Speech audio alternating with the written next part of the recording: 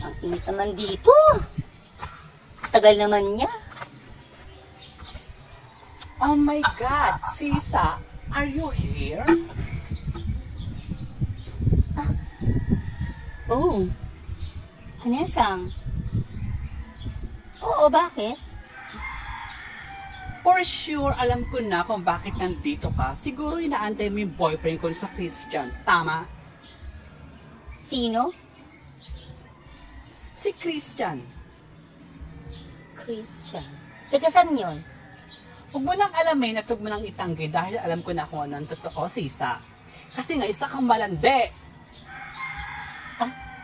Well, para sabihin ko nga sa'yo, Anessa, yung tinutukoy mong pangalan at tao kasama ko kagabi, ay isa lang. Si Christian nga yun. At bakit? Anong pinupangabutsi mo? Ngayon, tinatanggi mo sa akin?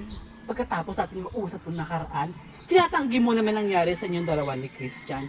Pero ang totoo, nagpakasarap ka, kasama siya.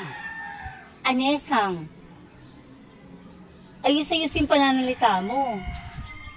Naninira ka ng puri. At para ka namimintang. At anong namimintang? Sisa, dahil ang totoo, isa kang makate at isa kang malandi!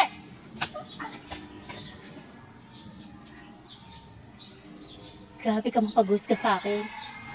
Kung tutuusin, mas masahal ko pa sa gabi.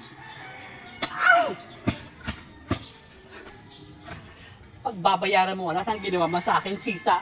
Wala kang kwenta, kaibigan! Pagbabayaran mo lahat!